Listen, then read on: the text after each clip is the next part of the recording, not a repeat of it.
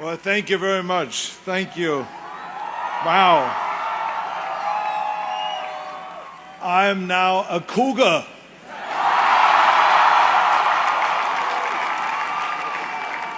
Whose house? Whose house? Whose house? And let me try that, huh?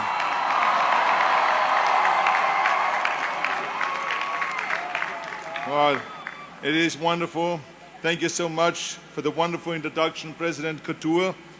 It is fantastic to be here today at the University of Houston. And thank you also for the great work that you are doing on behalf of all of those students. Let's give a big, big hand for the wonderful work that your President Couture is doing here at the university.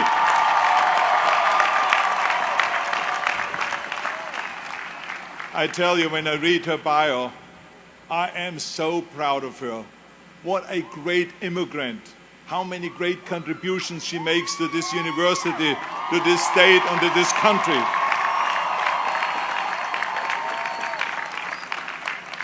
When I heard that she was the first Indian immigrant to lead a comprehensive research university in the United States, I said to myself,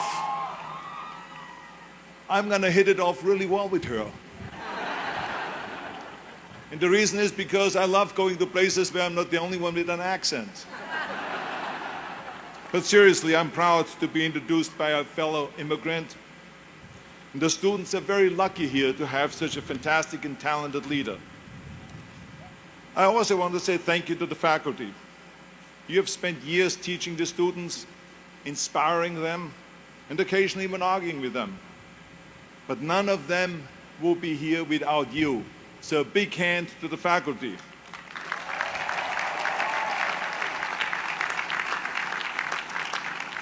And finally, I would like to say thank you to the parents and to the families that are here today.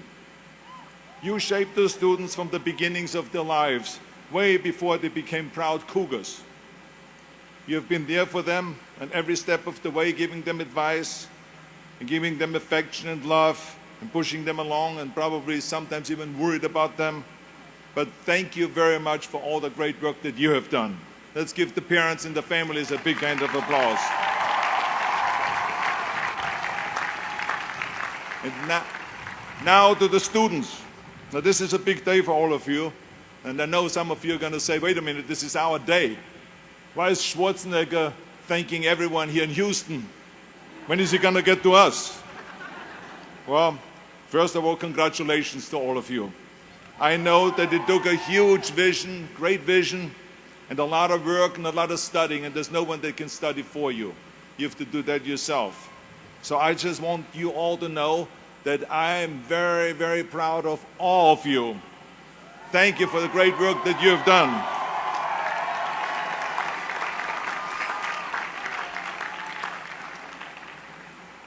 Now on your diplomas, there will only be one name on it, and this is yours. But I hope that doesn't confuse you, and that you think maybe that you made it that far by yourself. No, you didn't. It took a lot of help. None of us can make it alone. None of us. Not even the guy that is talking to you right now. That was the greatest bodybuilder of all times. Not even me, that has been the Terminator and went back in time to save the human race. Not even me, that fought and that killed predators with his bare hands. I always tell people that you can call me anything that you want. You can call me Arnold, you can call me Schwarzenegger, you can call me the Austrian Oak, you can call me Schwarzi, you can call me Arnie, but don't ever, ever call me a self-made man. But this is so important for you to understand. I didn't make it that far on my own. I mean, to accept that credit or that medal would discount every single person that has helped me to get here today, that gave me advice, that made an effort, that gave me the time, that lifted me up when I fell. And it gives the wrong impression that we can do it alone. None of us can. The whole concept of the self-made man or woman is a myth.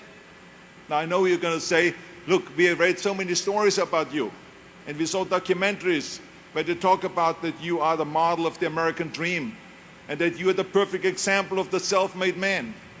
Well, let me tell you, I have seen and heard and read those stories myself. I enjoy reading them, but the fact of the matter is, it is not the whole story. I didn't just materialize out of nowhere like the Terminator through a fireball on the streets of Los Angeles. And then all of a sudden I was there.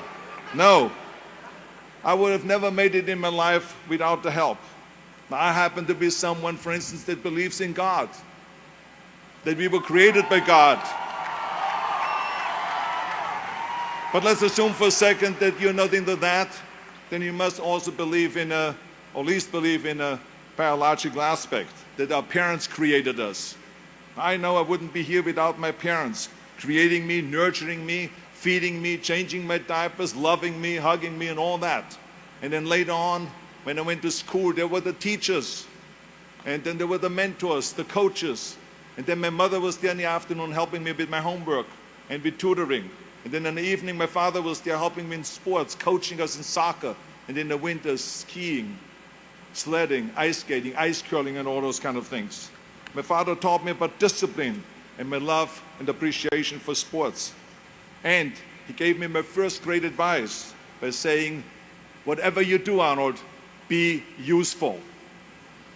So you also read so many times that I decided from one day to the next to become a bodybuilding champion, and I started training 5 hours a day, and then I became the youngest Mr. Universe ever. Well, it is true, but the fact of the matter is it's not the whole story, because if I wouldn't have met a lifeguard at the lake where I grew up, and some bodybuilders that introduced me to weight training, and they taught me the first chin-up on a branch of a tree by that lake, and that eventually introduced me also to a weightlifting club locally, where the coaches taught me about powerlifting and weightlifting and bodybuilding. They helped me, and they nurtured me, they pushed me. And then eventually I saw a magazine with Reg Park on the cover. It said, Mr. Universe becomes Hercules. There was Reg Park in a Hercules pose on the cover. I bought that magazine, and I read the story from the front to the end cover. And let me tell you something, I read exactly how he trained 5 hours a day, and how he became a champion, Mr. Universe, 3 times, and how he went to America. And then he was discovered in the movies, Hercules movies. Well, when I read that, I found my vision. And let me tell you, the most important thing in life is to have vision, to know exactly where you're going. I found my vision. In that magazine, Reg Park gave me my blueprint for my life. And 5 years later, after training 5 hours a day, just like him, and doing his exercises, I became, through his help and his inspiration, the youngest Mr. Universe ever. And this is what made then Joe Weider, the father of bodybuilding, the owner of a giant food supplement empire, and the editor of Muscle and Fitness, invite me to America. So it was Joe Weider that brought me to America, to the greatest country in the world, to give me the opportunity to train in Gold's Gym and to go and get me a little apartment. I came over here with absolutely nothing. It was his help. I had $20 in the pocket and some sweaty clothes in a gym bag. But let me tell you, I had this one little apartment, and on Thanksgiving, the bodybuilders from Gold's Gym came to my apartment, and they brought me pillows, dishes, silverware, all of the things they didn't have. And even a black and white TV and the transistor radio, which I still have today on my end table next to my bed. The generosity that I saw, the amount of help that I got when I came to America was absolutely extraordinary. I saw firsthand how generous the American people are. And then in Gold's Gym, there it was a magical place with all the champions, Mr. Americas, Mr. World, Mr. Universe. Everyone was training their powerlifters, Olympic champions, and so on. And they helped me change from an amateur champion to a professional champion.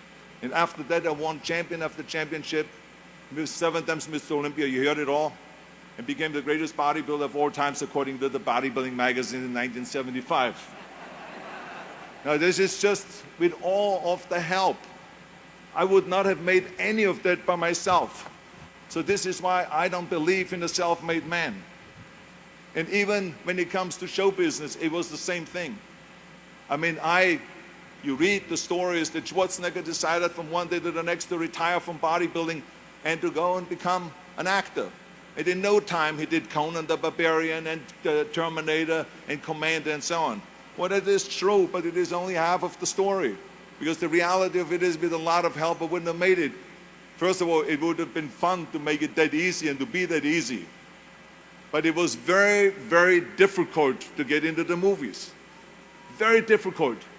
And only because I had help, I could get in. Because in the beginning, every agent, every manager, every studio executive said, you would never become a leading man. Look at your body, you look like a monster. I was upset about that because I trained so hard and for so long, and all of a sudden they call me monsters. But the bottom line is, they said this is the 70s. 20 years ago they did Hercules movies. Today the little guys are in. Dustin Hoffman, Al Pacino, Woody Allen. Those are the sex symbols of the 70s. Don't you understand it? I said, oh my God, oy vey. I mean, but they even belittled me with my accent. They said, look, the way you talk, I have to be very honest, I don't want to offend you, but you give me the creeps with your accent, with that German accent. It's scary. This is maybe we can get you a job in Hogan's Heroes in that TV show, to play a Nazi officer. And plus your name, Schwarzen, Schnitzel, or whatever it is. Yeah, I can see that already up there on the billboard. And people running in because of the name. So the bottom line was, it was very, very difficult, but only because I decided not to listen to the naysayers, and because I decided to work as hard as I did in bodybuilding, to take acting lessons, to take voice lessons, English lessons, speech lessons, and accent removal lessons. Now I know you're gonna say, get your money back, Arnold. But the bottom line is, I ran around, the fine wine grows on a vine. Because the Germans always had difficulties with the F and the W and the V. A fine wine grows on a vine, and then the zinc is made out of zinc, and all of those kind of things. So I did this thousands of times, and eventually it worked. I started getting little parts, then I started getting bigger parts, and then eventually, even though it was very difficult, it was Dino De Laurentiis and Ed Pressman that came to me with Conan the Barbarian. And if they wouldn't have helped me to get that part, I would not have broken through and become a leading man. This movie came out, they spent $20 million, which in today's terms is around $200 million on that movie. It was #1 in the box office. That was for me the big breakthrough. And at the press conference, the director even said, if we wouldn't have Schwarzenegger, we would have had to build one. Because I was the only one that could act and had a body like that for Conan the Barbarian. And then, of course, there was James Cameron that directed Terminator. When Terminator came out, James Cameron said the reason why Terminator worked was because Schwarzenegger talks like a machine. Now, I don't know if I should take this as a compliment or what, but I mean, the bottom line is, it was the two things that the studio executive said would be a big liability, became big assets. And my career took off. And this is why I always say thank you to the people that helped me along the way, and not ever think that I'm a self-made man, because not only was the producer and the director so helpful and the studio executive so helpful, but every person that works in a movie. As a matter of fact, when we have a wrap party, which is the party on the end of the movie, I always make sure that every single person gets invited to that wrap party, to say thank you to them at the wrap party, and go to the microphone and say thank you to the cameraman, because without him I wouldn't look as great on the screen. To the makeup person, to the visual effects person, to the stunt people, the stunt coordinator, the cable pullers, craft services, and the list goes on and on and on. There's 280 people that work on a movie that make you look great on that screen. So how can I say I'm a self-made man? So this is why it is important for all of us to recognize, and this is why I tell you, and every step of the way I had help. Even when I ran for governor, people say, yeah, one day you decided to run for governor and to take over the 6th largest economy in the world. No, this is not the way it was. Yes, I took over, and yes, I won the governorship, but if it wouldn't have been for Jay Leno, who hosted the Tonight Show, who I called a week before and I said, I want to announce my candidacy on your show, on the Tonight Show, because I want to sell myself as an outsider. because the people in California are sick and tired of the typical politician. So he said to me, and he was a great friend, he says, yes, I'm going to help you with that. And I had announced, without anyone knowing, on August 6th, on the Tonight Show, my candidacy. And he even organized 100 journalists from politics to sit in the back when I announced my candidacy. So this is the kind of help I got. And from then, of course, I didn't even have a team yet. People came out of nowhere and they started helping, organizing with the campaign and with fundraising and with communication and with all of those things. And I became 2 months later the governor of the state of California. But it took a lot of help. And I have to say that it is important to acknowledge that, because people make it always sound that you did all this yourself. I didn't. I did it with a lot of help. Yes, I was determined. Yes, I never listened to the naysayers. Yes, I had a great vision. Yes, I had the fire in the belly and all of those things, but I didn't do it without the help. And even when you then say Schwarzenegger did the most unbelievable environmental laws in California, well, guess how laws are done? It took the legislators, 120 legislators, to negotiate for weeks and months at the time, and then to send down legislation, and then you sign that. So you need that help too. So I had a lot of help along the way, and this is why it is so important for all of you to recognize that. And the biggest help, of course, I got was from America. If I wouldn't have come to the United States, if I would have come to any other country, I would not have had the success.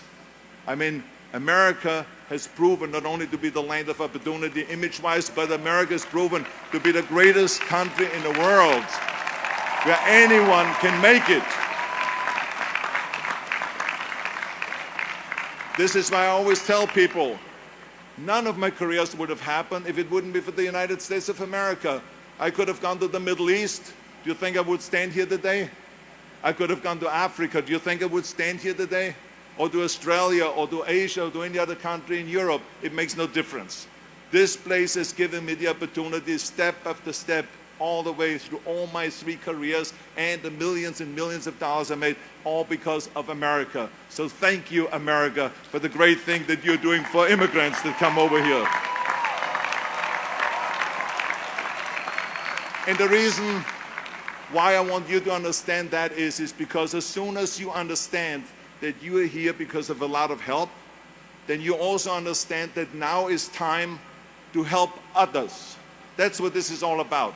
You got to help others. Don't just think about yourself. Help others. As my father-in-law, Sergeant Shriver, said at Yale University commencement speech, just like I'm speaking right now here, except I speak to a better university.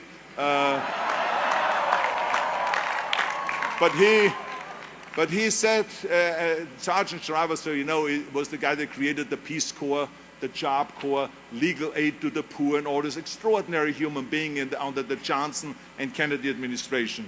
And so he said to the students, he said, tear down this mirror. Tear down this mirror that makes you always look at yourself.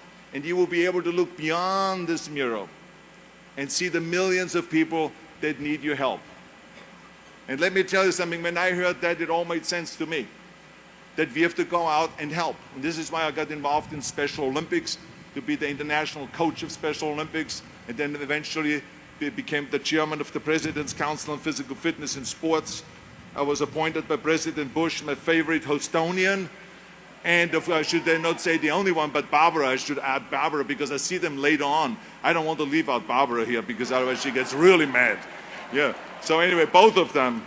And then I traveled through all 50 states to promote health and fitness, and then eventually started after-school programs. And now we are in 48 different cities, providing after-school programs for over 100,000 kids and all this. So I mean, it is, to me, was very important to give back. And also to go, every time I travel around the world, to go to military bases and to visit our brave men and women that save us, that protect us, to say thank you, thank you, thank you to them anywhere in the world that I travel. So it is important to recognize that. So all I'm saying is, it is my challenge to you today to go ahead and to celebrate your accomplishments. And you should. This commencement is a great success, and each of you earned your diplomas. But at some point, take a break from the celebration away from the Instagrams and Snapchat, and think about all of the people that helped you. Make sure to go and to recognize President Couture and to say thank you to her for the great work that she has done. Say thank you to the deans of this university that are responsible to make this university so great. Say thank you to the professors and associate professors, everyone that taught you and everyone that's responsible for you to be here today. And go to your parents and give them a big, big hug and tell them that you love them and thank you for everything that you have done to get me here today. Do that and give something back to your community and to your state and to this country. Because remember, in the end, we are not going to be remembered for how much we made, but for how much we have given. Make sure that it is not about me, that it is about we. Turn the me into we. And I guarantee you that you can change the world. Thank you very much, all of you Cougars. Thank you.